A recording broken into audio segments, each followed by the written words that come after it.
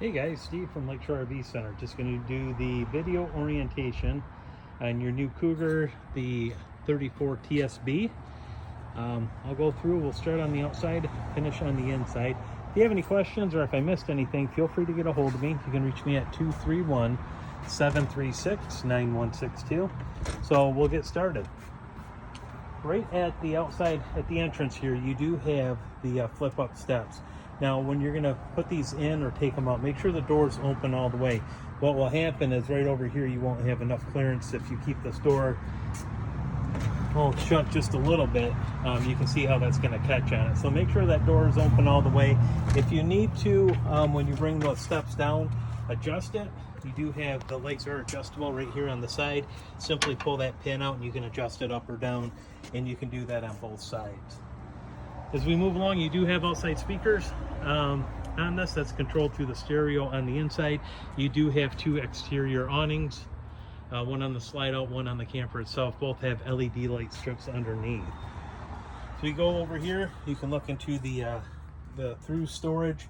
This side is a little bit bigger. You see where it says in command right here. Behind this panel, it will have, take this off for you.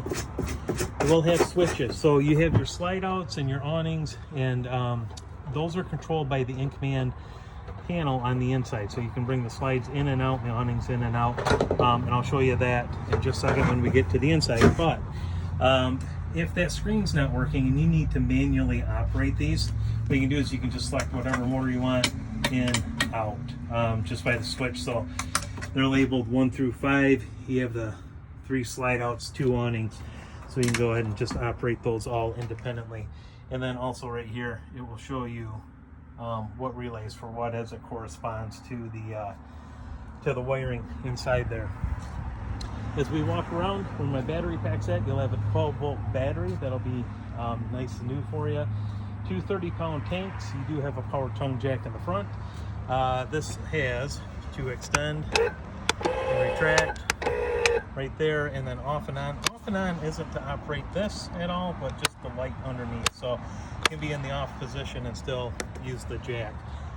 If the jack happens to fail, or let's say you lose power, you can manually crank it right there. That's an access cover. You can pull that off, and there will be a crank in the pass-through storage that you can use to crank that up and down. So we come along to the off-door side here, or the driver's side of the camper, if you will. You do have a couple of things. You have instructions as soon as you open up this this pass-through right here. You do have instructions on how to operate the leveling system for the trailer. That's going to be located right inside here. You can see right there. That's going to be for the auto level. We do have other videos that I'll send out how to do it, but basically you can operate those jacks independently from each other, or just hit the auto level button and it will bring the jacks down. It'll tell you when it's down and level. It'll say success on it.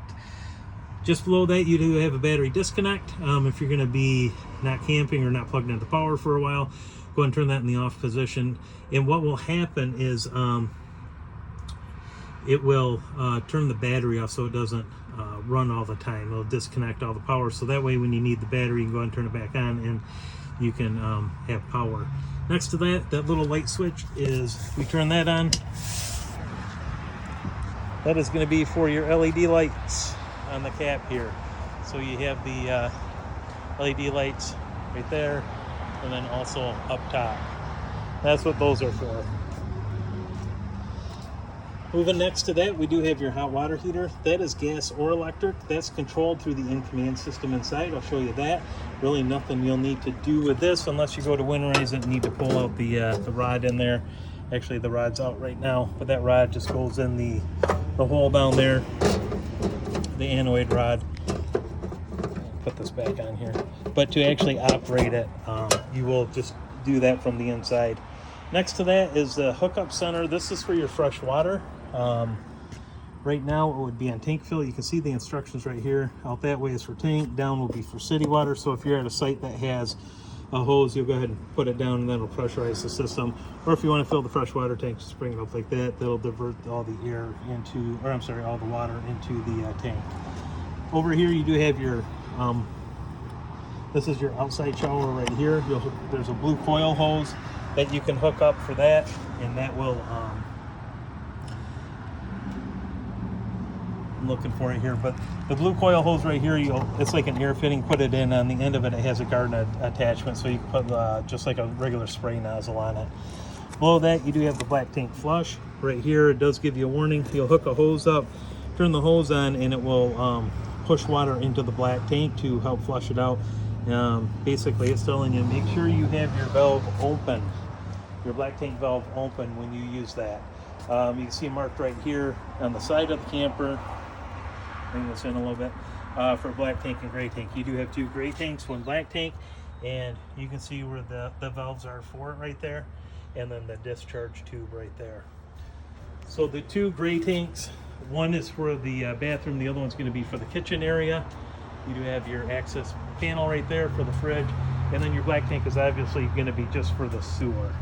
Okay, as we walk around to the back here, you do have, this is for your 50 amp plug right here. That'll plug in, that is detachable. You do have on the back here, this is where you're going to hook up if you have satellite or cable TV. That's where you'll hook it up, and then that will go into the coach. Spare tire, and then